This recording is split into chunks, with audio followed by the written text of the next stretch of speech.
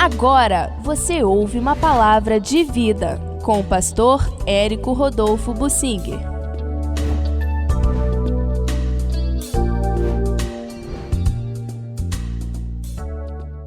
Neemias enfrentou reclamação do povo de Deus contra seus próprios irmãos. Vamos entender essa situação. O pecado que me manda para o inferno não é o pecado dos comunistas, das prostitutas, dos homossexuais, não é o pecado deles, é o meu pecado. O que atrai a ira de Deus sobre um país não é a quantidade de carnavalescos ou de pessoas que se prostituem ou que roubam, pessoas no tráfico de drogas, não é isso não. O que atrai a ira de Deus é a falta de intercessores. O Senhor procurou, Ezequiel 22:30, um homem que tapasse a brecha daquela nação perante ele, não achou nem uma pessoa. Em Jeremias 5:1, o Senhor desafia: dai volta agora às ruas de Jerusalém para ver se há uma pessoa, se há um homem que busque a verdade ou que ore a mim e eu vou perdoar a cidade. E não havia nenhum e Deus destruiu a cidade de Jerusalém.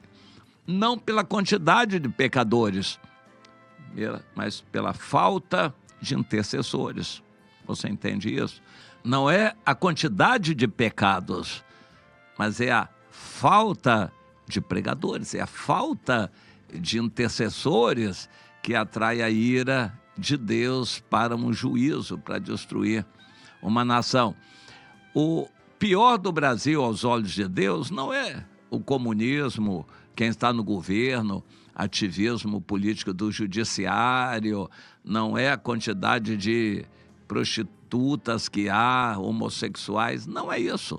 Mas é o nosso pecado, irmãos contra irmãos. É isso que atrai a ira de Deus e denigre a imagem que o Senhor quer que o mundo veja em nós.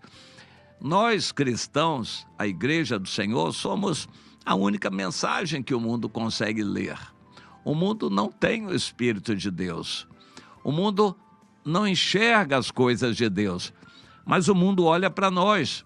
E quando o mundo nos vê divididos, carrancudos, falando mal uns dos outros, isso é a mensagem que eles estão recebendo. Isso denigre o Evangelho.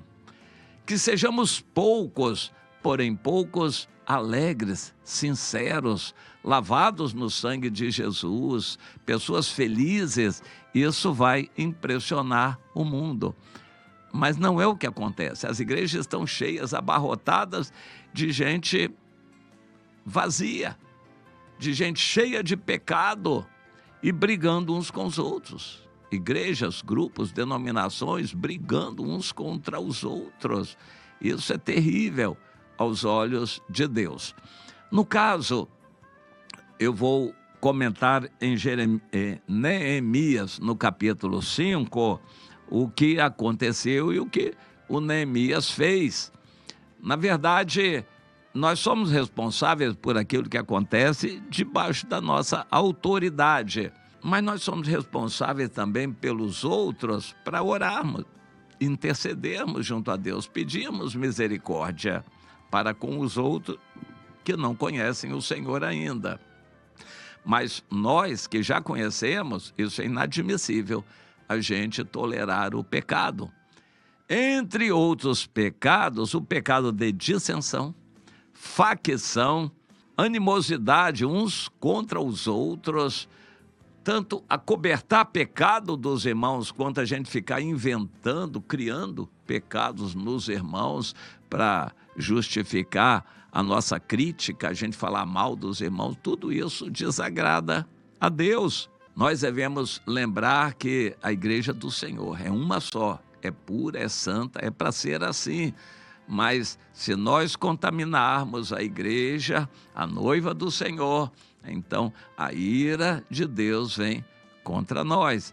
Mas aqueles que não fazem, mas também não oram, não intercedem, não ajudam, estão sendo coniventes. Você vai dizer, eu não faço isso, eu não faço aquilo.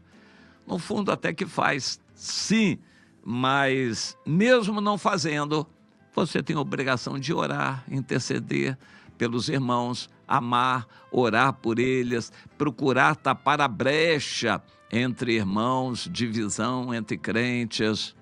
Você tem essa responsabilidade diante do Senhor, de ser sal para a terra, ser luz para o mundo, você ser um conciliador entre seus irmãos.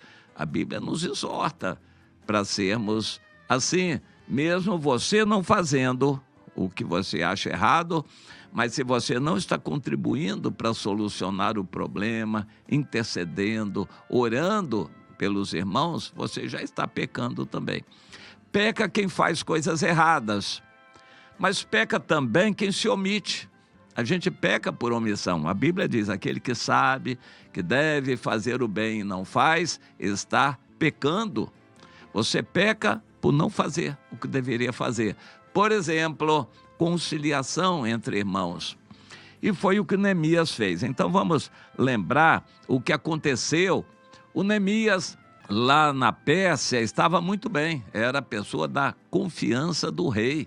E o rei Artaxerxes tinha uma confiança tremenda no Neemias. E ele colocava o Neemias lá nas alturas. Era muito importante. O Neemias tinha tudo no reino da Pérsia. Comia do bom e do melhor. Comida especial para o rei. Porém, o coração dele estava no Senhor, nas coisas de Deus.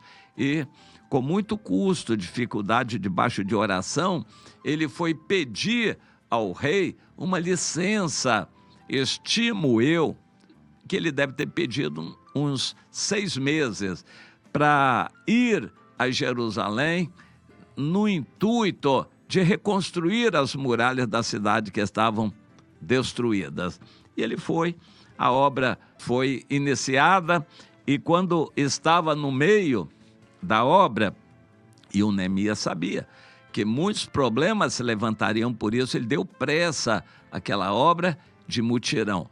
Teria que ser de mutirão, envolvimento de todos, sem exceção, inclusive mulheres e velhos e crianças também.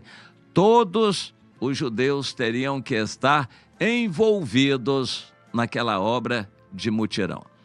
É completamente diferente da obra que Salomão fez. Salomão não utilizou um israelita sequer.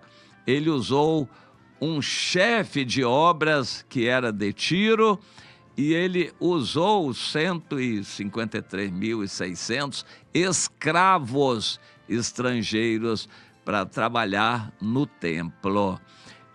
Eu creio que esse profissionalismo estraga tudo. A obra de Deus deve ser feita com amor, por quem é de Deus também. Foi o que Neemias fez e teve a grande bênção de Deus.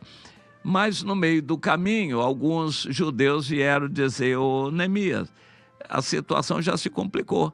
Nós não temos mais nada, pegamos dinheiro emprestado para a gente comer, para pagar o imposto, etc, etc. Tivemos que hipotecar nossas casas, vendemos nossos bens, nosso gado, não temos mais nada, terreno, nossas terras vendemos, e até estamos nos vendendo também aos financiadores, aos donos do dinheiro. Nós estamos nos vendendo como escravos, e agora, no meio dessa obra, não temos mais condições de continuar, porque também não temos nem mais comida. Aí o Neemias entendeu a situação era crítica. Nós tomamos dinheiro emprestado até para o tributo do rei sobre as nossas terras, mas nós estamos aí, Neemias. O Neemias entendeu a situação. Aquela situação era crítica. Eles disseram, aqueles judeus, nós estamos vendendo nossos filhos como escravos para pagar essas dívidas dos empréstimos que nós tomamos. O Neemias convocou todo mundo, principalmente os chefes, magistrados e os agiotas, aqueles que emprestavam dinheiro com juros altos, e disse: vocês são usurários, nós estamos numa obra de Deus, resgatamos nossos irmãos da escravidão, e agora vocês estão querendo escravizar de novo os nossos irmãos. Não façam isso. Abram mão de todos os empréstimos. E eu também, como governador, vou abrir mão de toda a dívida de quem deve imposto ao governo. Vamos abrir mão disso tudo. E mais, vocês que emprestaram o dinheiro, que são os donos do dinheiro, restituam as terras de cada um dos judeus. Isso era mais do que válido, era a questão dos 50 anos aí, que a terra voltava para os seus donos, a lei do jubileu, e não estava sendo cumprida. E o Neemias disse: a pessoa não vai conseguir viver. Vocês perdoem a dívida e, além disso, devolvam as terras que são deles, para que eles possam trabalhar essa terra, e ajudem. Nós precisamos ajudar nossos irmãos, senão eles não vão conseguir sobreviver, subsistir. E porque o Neemias era o governador, eles atenderam. Interessante, o Neemias não pediu o cargo de governador, mas o rei, que gostava muito dele, entendeu que sem autoridade de governador ele não conseguiria fazer o trabalho. Então, por iniciativa do rei, claro que foi Deus quem inspirou o rei, ele deu ao Neemias, além de tudo que o Neemias pediu, a autoridade de ser governador. Com essa autoridade, ele se impôs aos irmãos judeus. Os judeus não eram fáceis de se lidar, não. E até hoje não são. Eles são terríveis uns contra os outros. Não pense que judeu ajuda judeu. Não ajuda mesmo. Eles são terríveis uns contra os outros. Mas debaixo da autoridade do Neemias, eles tiveram que se reconciliar uns com os outros, e assim se criou um grupo de pessoas que antes estavam enrolados financeiramente com os empréstimos, mas agora eles estavam livres dessa condenação e capazes de trabalhar a sua terra de novo. E isso era uma grande bênção que eles estavam recebendo. E imediatamente eles se animaram a continuar a obra do mutirão. E logo, logo terminou a reconstrução daquelas muralhas. Grande vitória do Neemias. Vamos trazer para nós algumas lições. Nós não vamos lucrar nada em vencermos uma discussão com irmãos, ou nós tomarmos alguns cargos na igreja, ou conseguirmos fazer que a nossa posição predomine. Não, nós precisamos de todos os irmãos. É melhor a gente perder uma causa, mas ganhar um irmão. É melhor a gente perder dinheiro, mas ganhar um irmão. É melhor a gente perder um olho, mas ganhar um irmão. Você sabe quem disse isto? Jesus. É melhor você perder uma mão, mas ganhar um irmão. Perder uma casa, mas ganhar uma vida. Nós devemos amar as vidas que o Senhor nos traz. E eu vejo como pessoas são desprezadas nas igrejas. Um visitante, uma pessoa simples. Os irmãos estão na panelinha no final, principalmente no final de reunião, batendo papo uns com os outros, e não ligam para os visitantes, não se interessam pelos visitantes, não procuram saber quem são os necessitados ali. É muito triste isso, esse ambiente egoísta de crentes nas igrejas. Mas, infelizmente, é o que acontece. Deus nos mova nessa direção de amor, para amarmos todos os irmãos. No nosso meio, o irmão não tem dinheiro de passagem. A gente vai procurar conhecer a situação e ajudar o irmão para que não falte a reunião da igreja e assim por diante. O irmão está sem condições lá, comprar roupa para o filho, ou comprar o material escolar para a escola, a gente precisa saber. Mas como saber numa reunião de multidões, igreja massificada, igreja grande, as pessoas são anônimas ali.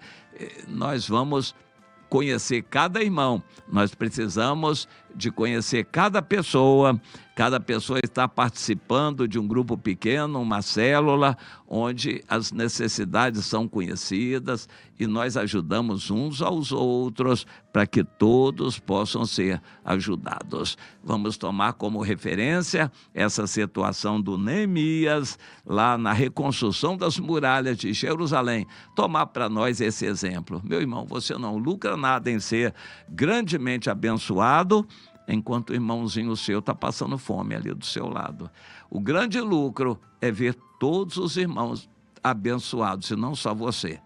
Você consegue enxergar assim? Comece a pensar na sua conduta, meu irmão. Comece a pensar na sua conduta, minha irmã.